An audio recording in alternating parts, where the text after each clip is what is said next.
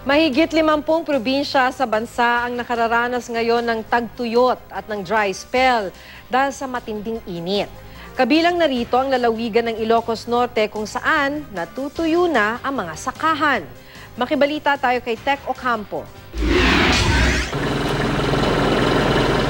Patuloy ang pagbaba ng antas ng tubig sa ilog sa bayan ng Dingras, Ilocos Norte sa gitna ng mainit na panahon.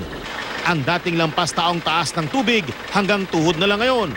Nababahala na ang mga residente umaasa sa pagsasaka bilang kabuhayan. Sa ilog kasi sila kumukuha ng tubig na ipangdidilig sa kanilang mga sakahan. Maging ang mga balon sa lugar, halos hindi na makuhanan ng tubig.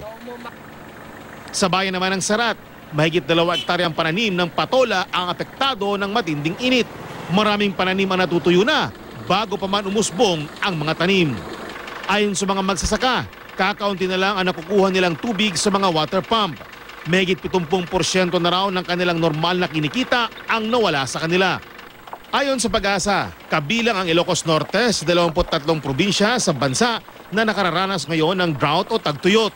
Ibig sabihin, higit na sa mababa sa normal ang dami ng ulang bumuhos doon sa loob ng 3 magkakasunod na buwan. Kasama rin sa mga nakararanas ng drought ang South Cotabato. Sa Coronadal, kulang na ang tubig at unti-unti nang natutuyo ang bukal na pinanggagalingan ng supply. Sa Cebu naman, nanunuyo na ang mga fish pond.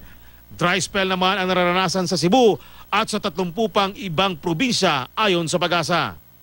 Kapag sinabing dry spell, mas mababa sa normal ang ulang bumuo sa loob ng 3 magkakasunod na buwan. Pero sabi ng Pag-asa, pagdating ng Mayo, posibleng gumanda na ang kondisyon sa 41 probinsyang nakararanas ng drought o ng dry spell. Tech Ocampo, Nagbabalita, Pilipinas.